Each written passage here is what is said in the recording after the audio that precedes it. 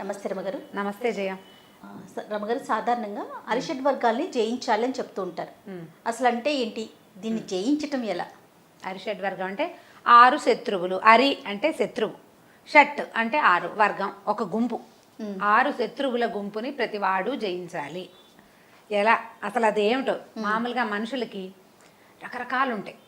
మామూలుగా కోపిష్టి వాళ్ళు, కొంతమంది కోపిష్టి వాళ్ళని చూస్తాం, కొంతమంది దుర్మార్గులు చూస్తాం, కొంతమంది కుళ్ళిపోతు వాళ్ళని చూస్తాం, కొంతమంది పీనాచి వాళ్ళు ఉంటారు.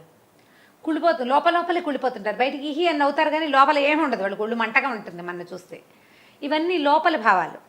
అవేంటంటే లోపల శత్రువులు అన్నమాట, అంతఃశత్రువులు అంటారు. మన లోపలే, మనతో పాటు ఎదుటివాడితో పాటు మనని కూడా మహాబాధిస్తాయి. అవి మనని చాలా బాధ పెడతాయి. ఎవరికి వారికి కూడా బాధ ఉంటుందంట. ఎందుకు ఉండదు? నీ మీద నాకు కుళ్ళుగా ఉంటే కుళ్ళుతో బాధపడేది ముందు నేను కదా. నేను నాకు కోపం వచ్చి నీ మీద అరిచి తిట్టాను అనుకో, సింపుల్. తిట్టేస్తే నోటిదున్న దూల తీరుతుంది, కానీ కోపం లోపలిది బరువు ఎవడు మోస్తున్నాడు? ఎవడైతే తిట్టాడో వాడు మెయిన్ కదా. అవును. ఈ వాటితోటి ఎక్కువగా బాధపడతారు జయ. కామ, క్రోధ, లోభ, మోహ, మద మాత్సర్యాలు. కామము, క్రోధము, కోరికలు. కామం అంటే సులువుగా తీరలేనివి, చెప్పుకోలేనివి, సభ్య సమాజం హర్షించనివి కొన్ని కామాలు ఉంటాయి. మామూలు సాధారణ కామన ఏముంది? ఓ ఇల్లు, సంసారం, అమ్మ, నాన్న, వాళ్ళు, ఇవన్నీ సాధారణమైన కోరికలు. అలా కాకుండా జనాలకు చెప్పుకోవడానికి సిగ్గుపడేవి కొన్ని ఉంటాయి, మనం దాచేసుకుంటూ ఉంటాం. అవి కామం, క్రోధం, కోపం, లోభము, మోహము. ఒకటేమో లోభం అంటే ఏమిటంటే ఇది నాకే కావాలి, వాళ్ళ అన్నం దాచిపెట్టుకుంటే రేపొద్దున ఎల్లుండిపోతున్నా నేనే తినచ్చు, లాంటిది లోభం. మోహం అంటే ఇది ఎవ్వరికి వెళ్ళకూడదు, రెండో వాడు ఆ వస్తువు వైపుకి వెళ్తే అది తీసేసుకుంటాడేమో అని వెంపర్లాడిపోవటం లోపల. కామక్రోధ, లోభము, మద మాత్సర్యాలు. మదము, మాత్సర్యము. ఈ మదం అంటే ఏమిటంటే ఒళ్ళు పొగరు, మదించి ఉండటం. అవతలవాడు ఆ వస్తువుకేసి వెళ్తుంటే ఏం చేసి తీసేసుకుంటాడేమో అని కుళ్ళిపోవటం కాదు, తీసుకొని ఒకన వాడిని చితకొట్టేయటం. ఇది నాదన్ని బలిమిన లాక్కోవటం. మాత్సర్యం, ఎవ్వరి మొహము గిట్టదు. మత్సరము అంటారు దాన్ని, అదొక పెద్ద శత్రువు. ఎవ్వరూ పైకి రాకూడదు. మనకు తెలియని వాళ్ళు ఎవరైనా సరే, వాళ్ళు ఎవరో మనకు తెలియదు, వీళ్ళు బాగా మాట్లాడారు నీ ఎవరైనా చెప్పారనుకో, వీళ్ళ కొళ్ళు మండిపోతుంది. ఏముంది పెద్ద, ఆ మాత్రం రాదా, అందులో ఏముంది, అప్పుడు అది ఎలా చెప్పారు, అవన్నీ తప్పులు, వాళ్ళకేం రాదు అనేయటం. ఒక పేరు చెప్పలేని కుళ్ళిపోతానం అనమాట మాత్సర్యం. వాళ్ళు పైకి రాకూడదు అంతే, అలాగే ఉంటుంది. వాళ్ళు ఎవరో మనకు తెలియక్కర్లా, మన చుట్టాల. ఈ 6 అంతఃశత్రువులు. అయితే ఈ అంతఃశత్రువుని జయించాలి అని మనం చెప్పుకుంటాం. అరిషడ్ వర్గాన్ని జయించడం ఎంత కష్టం, చాలా కష్టం కదా. అయితే వీటన్నిటికంటే చాలా పెద్ద శత్రువు ఒకటి ఉంది, జనాలకి ఫేవరెట్గా ఉంటుంది అది. శత్రువు కూడా ఫేవరెటా? మరి ఉండదు, మనకి హాయిగా ఉంటుంది అది మనతో ఉంటే. సింపుల్గా బద్ధకం దాని పేరు. బాగుంది. అంతఃశత్రువుల్ని జయించకపోయినా పెద్దగా నష్టం లేదు జయ. పెద్దగా జీవితానికి ఇదైపోయేదేం లేదు. ఈ కాలంలో అందరికీ ఉంటాయి, ఏదో ఒక ఉంటుంది. మొత్తం అన్నీ ఉండేవాడు ఉంటాడు, 5 ఉన్నవాడు, 4 ఉన్నవాడు, 3 ఉన్నవాడు, 2 1గా ఉన్నవాడు ఉంటాడు. బద్ధకం లేనివాడుగా ఉంటే ఈ పై శత్రువులు ఉన్నా కూడా వాడు బాగానే ఉంటాడు. వాటిని జయించొచ్చేమో. వాటిని బద్ధకం ఉంటే వాడు దేన్ని జయించలేడు, ఆ బద్ధకాన్ని జయించలేడు. బద్ధకం అతిపెద్ద శత్రువు, దాన్ని పోగొట్టుకోవాలి. ఎలా? ఎంత పెద్ద ప్రశ్న కదా. బోల్డ్ అన్ని ప్రశ్నలు వస్తాయి, బోల్డ్ అన్ని సమాధానాలు ఉన్నాయి. కానీ ఏదైనా కూడా ఇప్పుడు నేను 100 చెప్తా నీకు. పొద్దున్నే నేను కాదు లేచేది, ఎవరు లేవాలి? ఎదుటి వారికి చెప్తున్నారు. బద్ధకం ఎవరికో వాళ్ళు. ఎంత కష్టం పొద్దున్నే లేవడం, చాలా కష్టం. పొద్దున్నే లేవడం కష్టం, వాకింగ్కి వెళ్ళటం కష్టం, యోగాభ్యాసం చేయటం కష్టం, ప్రాణాయామం చేయటం కష్టం, ఇన్ టైం పని చేయటం కష్టం, అన్నీ కష్టమే. ఇప్పుడు ఎవరైనా నీకు చెబుతారు కానీ అది చెయ్యరు. అది చేయవలసింది ఎవరు? ఎవడికి బద్ధకమో వాడు చెయ్యాలి. నేను బద్ధకాన్ని పోగొట్టుకోవాలంటే నేను చేయాలి. నేను వింటే చాలదు, వినటేముంది, నేను బోల్డని సలహాలు చెప్తా. ఏవి మ్యాజికల్ రెమెడీస్ ఉండవు జీవితంలో, దేనికి మ్యాజికల్ రెమెడీ ఉండదు. ఏ రెమెడీ అయినా మనం పాటించాలి. అలారం పెట్టుకుని 6 o'clockకి లే. ఈజీ మెథడ్ నేను చెప్పే ఇది వరకు మన దాంట్లోనే. ఎలాగా? ఫోన్లో అలారం పెట్టుకో, ఫోన్ మంచం పక్కన పెట్టుకోదు, ఫోన్లో అలారం పెట్టినా అనుకో, అలా నిద్రలో అసంకల్పిత ప్రతికార చేయలాగా ఇలా వెళ్తుంది, దాన్ని ఆఫ్ చేస్తాం. అని ఎలాగోలాగా పడుకుంటాం. మళ్ళీ మోగుతుంది, మళ్ళీ గుయ్యి ఉంటుంది, మళ్ళీ అంటారు, మళ్ళీ ఒక 5 నిమిషాలకు గుయ్యి ఉంటుంది. ఎంతమందికి అనుభవం చూడిది. చివరికి ఎట్లా కొట్లా కళ్ళు పెకిలించుకుని తీసి దీన్ని ఏం చేయాలో ఒకటి అట్లా లాగి శాంతం డిలీట్ చేసేస్తాం. అమ్మయ్యా అని పడుకుని ఇంకో 2-3 గంటలు నిద్రపోతాం.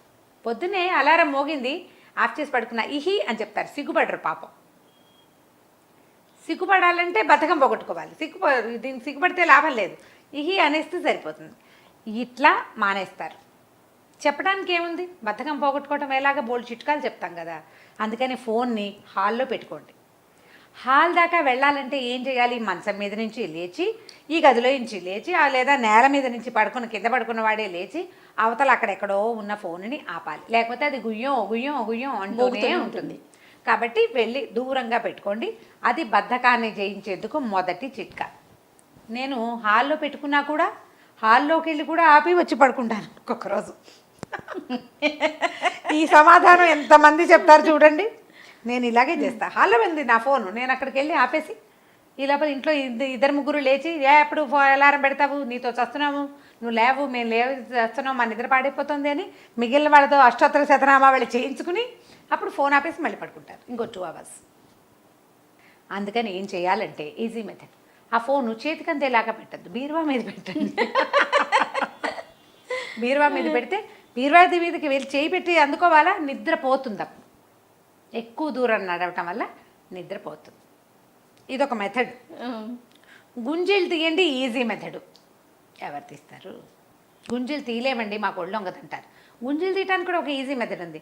కుర్చీ వెనకాల నుంచోండి, లేదా సోఫా వెనకాల నుంచోండి. ఆ సోఫా మీద చేతులేసి చెవులు పుచ్చుకుని దిగద్దు, సోఫా మీద చేతులేసి కింద కూర్చోడానికి ట్రై చేయండి. అలాగే ఆ చేతులు పైనే ఉంచండి, మెల్లిగా అలాగా లేవండి. ఒక 2-3 గుంజీలు తీయండి. బద్ధకం పోతుందండి? తగ్గుతుంది. తగ్గుతుంది. పోతుంది ఎట్లా? పోగొట్టుకోవాలి మీరు. మురికిపోతుంది అలాగా. అది కాదమ్మా, ఏదో చొక్కా మీద మరకబడింది, చున్నీ మీదే మరకబడింది, నువ్వు ఏదైనా వేస్తే పోతుంది. వేస్తే పోతుందా, వేసాక రుద్దితే పోతుందా? రుద్దాలి గారు అమ్మగారు. మరి ఆ ప్రయత్నం నువ్వు చేయాలా? ఖచ్చితంగా. ముందు ఆ ఫస్ట్ పింక్ ఫర్గెట్ స్టెయిన్స్, నేను ఎంతసేపు ఇదే చెప్తా, దాని పేరు గుర్తురాదు, ఆ పింక్ ఒకటే గుర్తొస్తుంది. ఆ డబ్బా తేవాలి, ఆ డబ్బా అందుబాటులో పెట్టాలి, ఈ వస్తువు తీసుకోవాలి, ఇది దాని మీద వెయ్యాలి, కాసేపు రుద్దాలి, ఓ పక్కన పెట్టాలి, పోయిందో లేదో చూడాలి. నేను చెయ్యొద్దు, అప్పుడు కదా పోయేది. వ్యానిష్ని ఇంట్లో పెట్టుకుంటే మరకలు పోతాయా? పోవే, పని చేస్తేనే పోతాయి. దీనికి కూడా అంతే. ఇంకొకటి చెప్దాం, ఈ మంచం మీద పడుకుంటారా, ఈ మామూలుగా ఒళ్ళు విరుచుకునే అలవాటు ఉంటుంది చాలామందికి. పిల్లల్లో బద్ధకం తగ్గించేందుకు కూడా ఇది పనికొస్తుంది. ఒళ్ళు విరుచుకోవడం ఏం చేస్తారు, ఈ సోఫాలు ఎక్కడైనా వచ్చిన చోటు కూర్చుంటారు, ఇలా ఆ ఒళ్ళు విరిచి చేతులు పైకెత్తేస్తూ ఉంటారు. గమనించండి. పెద్దవాళ్ళు ఏం చెప్తారు, ఒళ్ళు విరుచుకుంటే దరిద్రం, ఒళ్ళు విరుచుకోకూడదు అంటారు. ఒళ్ళు విరుచుకుంటే దరిద్రం కాదమ్మా. ఎవరైనా మన ఎదురుగుండా ఉన్నవాళ్ళు మన శరీరం కేసి చూస్తారు, అసహ్యంగా ఉంటుంది, అవమానకరంగా ఉంటుంది. ఏదైనా చీరలో కట్టుకున్న వాళ్ళు చేతులు 2 గాల్లోకి ఎత్తి ఒళ్ళు విరుచుకుంటే శరీరం అంతా రోడ్డు మీదే ఉంటుంది సింపుల్గా. అందుకని ఏం చేయాలి, ఒళ్ళు విరుచుకోకూడదు. ఇలా అని ఎలాగో ఇలా తీస్తారు కదా. ఈ ఒళ్ళు విరుచుకునే ప్రక్రియని మంచం మీదకి పరిమితం చేయండి, బద్ధంగా తగ్గుతుంది. మహేష్ చాలా శ్రద్ధగా వింటున్నాడు. అది ఇదే చేయాలి. మంచం మీద పడుకుని నిద్ర మెలకు వస్తుందా, మెలకు రాగానే 2 చేతులు వెనక్కి చాచండి. ఎట్లా, ఇలా పట్టుకుని ఇట్లా వెనక్కి చాచడం, పాదాలు ముందుకు చాచండి. అంటే పాదాలు చేతులు సాగదీస్తామన్నమాట, శరీరాన్ని గట్టిగా సాగదీయటం. సాగదీసి వదిలిపెట్టండి. 3 టైమ్స్ చేయండి. ఒంట్లోకి శక్తి వచ్చినట్టు ఉంటుంది. ట్రై చేసి చూడండి. బద్ధకస్తులైన పిల్లలకి మంచం మీదే ఒళ్ళు విరుచుకో, దిగాక కాదు, మంచం మీదే ఒళ్ళు విరుచుకోవాలి. మళ్ళీ ఒకసారి చూడండి, 2 చేతులు కలపండి. నిద్రలో లేవగానే 2 చేతులు మన తల మీద నుంచి పైకి వెళ్ళిపోవాలన్నమాట. పైకి పొడుగ్గా చాచండి మంచం మీదే. అంటే మంచం మీద మనం పడుకున్న పోస్చర్లో సాగుతాయి. పాదాలు ముందుకు చాచండి. పాదాల దగ్గర నుంచి పైన వేళ్ళ దాకా మొత్తం సాగదేయండి. ఒక ఉక్కు తీగని సాగదీసినట్టు, స్ప్రింగ్ని సాగదీసినట్టు. సాగదీసిన స్ప్రింగ్ని టక్కిన వదిలేవనుకో, ధన్మని ఎగిరి వెళ్ళా కూడా పడుతుంది. అవునా కాదా? అట్లాగే శరీరంలోకి ఎనర్జీ వస్తుంది, రక్తం చకచకా ప్రసరిస్తుంది, యాక్టివ్గా అవుతారు, బద్ధకం తగ్గుతుంది. ఇది మీరు రాత్రిపూట పడుకున్నప్పుడు చేస్తే నిద్ర పట్టదు, చేయాలి, లేచాక చేయాలి. ఒక 3 సార్లు చేయండి, కొంత బద్ధకం తీరుతుంది. ఫోన్ని దూరంగా పెట్టుకోండి. లేవగానే 2-3 పనులు చకచకా చేయండి. దుప్పటి మడత పెట్టడం, పక్క సరిగ్గా లాగటం, ఫ్యాన్ ఆపేయటం లైన్లో చేయాలి. ఇది మీరు కావాలంటే ఒక వైట్ బోర్డు మీద రాసి పెట్టుకోండి లిస్ట్గా. ఈ లైన్ గనక ఒకసారి బుద్ధికి అలవడిస్తే ఆటోమేటిక్గా సెట్ అవుతుంది, క్రమంగా తగ్గుతుంది బద్ధకం. మొదట ఈ శత్రువుని జయించండి. బద్ధకం తగ్గటం ఎట్లా అంటే మీరు నడవాలి, పరిగెత్తాలి, పని చేస్తేనే బద్ధకం తగ్గుతుంది. ఏదైనా సరే గోడ మీద డూ ఇట్ నౌ అని రాసి పెట్టుకోండి. ఏ పనిని వాయిదా వేయబోకండి. ఇది ఒక ప్రాక్టీస్గా ఒక 20 రోజులు 21 రోజులు చేస్తే బలవంతంగా తర్వాత కొన్ని పనులకైనా మనకి కొంత శరీరం సహకరిస్తుంది, కొంచెం అలవాటు అవుతుంది. ఇప్పుడు ఇన్ టైం 10ంటికి బ్రేక్ఫాస్ట్ లేదా 10ంటికి ఇంకోటి ఏదో ఆఫీస్ పని, 11ంటికి ఇదేని రాసి పెట్టుకోండి. మీరు బద్ధకం పోగొట్టుకోదలుచుకుంటే చిట్కా ఇది, లేకపోతే చేసేదేం లేదు. ఈ టైంలో ఫోన్ చూడకూడదు, పొద్దుటి పూట నో ఫోన్ ఇలా పెట్టుకోండి. అసలు సాధారణంగా కూడా పొద్దున్న నిద్ర లేవగానే లేదా రాత్రి పడుకోవడానికి అరగంట ముందే స్క్రీన్ ఆపేసుకోవాలి. టీవీ అయినా ఫోన్ అయినా. టీవీ ఆపేసి డైరెక్ట్గా వెళ్ళి మంచం మీద పడుకోవద్దు. టీవీకి మంచానికి కొంచెం ఒక అరగంట గ్యాప్ ఇవ్వాలి. ఫోన్కి కూడా ఫోన్ పెట్టేశాక 2-3 పనులు చేసుకోండి. రేపటి వేసుకోవాల్సిన బట్టలు ఏంటో ఓసారి అల్మర్ తెరిచి చూసుకోండి. ఏదైనా పుస్తకాలు చిన్న పొన్న సవరణ, వంటింట్లో సర్దుళ్ళు ఆడవాళ్ళు అయితే ఆ పనులు చేయండి. మంచం మీద కూర్చుంటూ ఫోన్ పక్క పెట్టి మంచం ఎక్కబోకండి. కొంచెం గ్యాప్ ఇవ్వండి. కళ్ళు రిలాక్స్ అవుతాయి, నిద్ర తొందరగా వస్తుంది, రేపు పొద్దున బద్ధకంగా ఉండదు. ఇవి ప్లాన్డ్గా చేస్తే పోగొట్టుకోవాల్సిందే కానీ దానంతటది ఏ టిప్పు మీకు పనిచేయదు. ఏది ఇచ్చినా నాకు అనిపిస్తుంది రమ్మగారు, స్వతహాగా మనకి ఉండాలి. నా బద్ధకం నేను తగ్గించుకోవాలి అనే ఆలోచన ఉంటే ఆటోమేటిక్గా ఏం చేయాలనేది మనకి ఒక ప్రశ్న వచ్చేస్తుంది. ఇప్పుడు నా బద్ధకం అనే విషయం మీద చెప్దాం, దాని మీద ఒక పాయింట్. ఇప్పుడు మనకి జీవితంలో ఏ ఒక పని అవ్వదు, ఎవరు మనని గౌరవించట్లేదు, ఏది ప్లాన్ చేసినా సరిగా అవ్వట్లేదు. ఇలాంటి సమస్య చాలామందికి అసలు దైనందిన జీవితంలో మనకు కనబడతాయి. ఏమిటి ఏది ఒకటి సరిగా అవ్వదు ఇలా అనిపిస్తుంది కదా.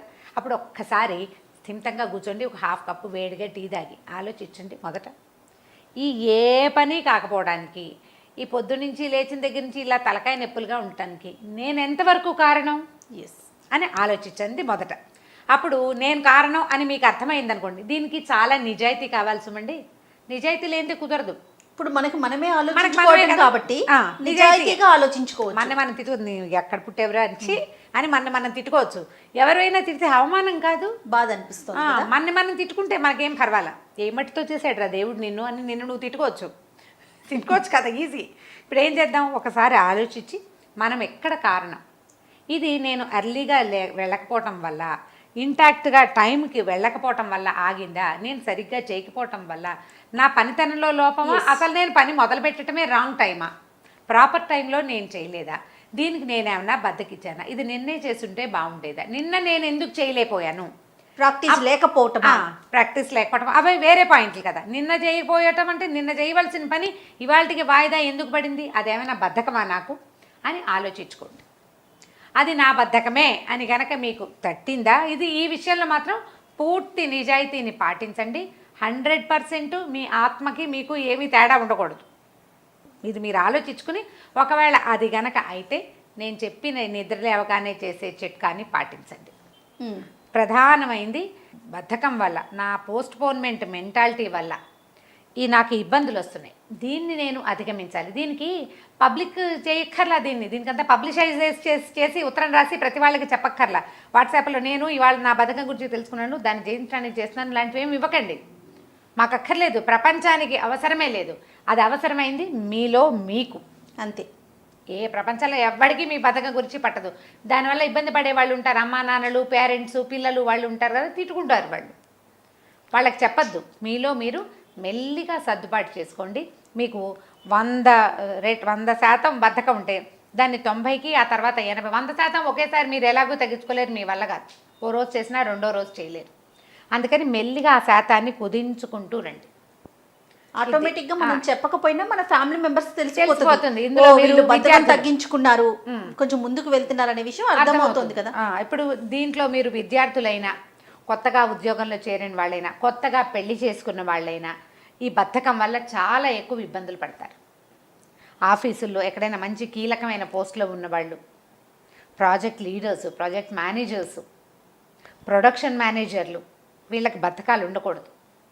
ఏదో ఒక రకంగా ఈ దశలకి చేరుకున్న వాళ్ళు ఈ బద్ధకం వల్ల బాధపడుతుంటే దాన్ని కట్ ఆఫ్ చేసుకోండి, కట్ షార్ట్ చేయండి. ఆఫ్ మన వల్ల తొందరగా కాదు, ఆఫ్ చేయలేము అసలు దాన్ని మనం. ఎందుకంటే సంవత్సరాల తరబడి పేరుకుపోయింది అది. దాన్ని నిదానంగా కట్ చేసుకుంటూ రండి. దీనికి ప్రయత్నం చేయాల్సిందే కానీ ఇంకో రకంగా ఈ శత్రువుని మీరు పోగొట్టుకోలేరు, మీరు జయించలేరు. నిదానంగా జయించుకునండి. ముందు శత్రువు తాలూకు పిలకలు కత్తిరించండి, తర్వాత కాళ్ళు చేతులు కత్తిరించి దాన్ని నిదానంగా చిన్నది చేయొచ్చు. ముందు దాన్ని పిలక కత్తిరించాలంటే బాగా తొందరగా నిద్రపోవాలి, తొందరగా నిద్ర లేవాలి. ఎవరికి వారు చేయాల్సిన పని, అంతేగా రమ్మగారు? అంతే. ఇప్పుడు నేను చెప్తాను ఇలాగా, నేను చెయ్యను కదా, చేయాల్సిన వాళ్ళు ఎవరు? ఇది అవసరం ఉన్నవాడు, వాడంతటి వాడు, వాడి ఆత్మ ప్రబోధం వాడికి ఉండాలి ప్రతి వాడికిను. అప్పుడప్పుడు ఇలాంటి పైనుంచి వచ్చే ప్రబోధాలు కాస్త ఒళ్ళు మండినప్పటికీ వినగానే ఒళ్ళు మండుతా గాడిదగుడ్డు వీళ్ళు చెప్పాలా, మాకు తెలీదా? అందరికీ తెలుసు, మీరే చెప్పక్కర్లేదు. ఇలాంటివి కూడా వస్తాయి బోల్డ్ అని, అయినా కూడా మనం చెయ్యం. ఇలాంటి ప్రబోధాల వల్ల చిన్నగా టికిల్ అవుతాం, అంత గుచ్చుకుంటుంది మనకి. అంతే. ఈ గుచ్చుకున్న దాన్ని పెద్ద చేసి ఈ శత్రువుని సంహరించండి. ఎస్, అన్నింటికన్నా నాకు టోటల్గా మీరు మాట్లాడిన దాంట్లో ఒక్క పాయింట్ చాలా బాగా నచ్చింది రమ్మగారు. మనతో మనం మాట్లాడుకోవటం అంతే ఫస్ట్. దాంతో ఎన్ని సమస్యలు తీరిపోతాయో. అవునండి, చాలా రకాల సమస్యలు. అవును. సూపర్ రమ్మగారు. ఈ బద్ధకాల్లో భాగంగా ఇంకొక బద్ధకంతో మళ్ళీ కలుద్దాం. నమస్తే. నమస్తే.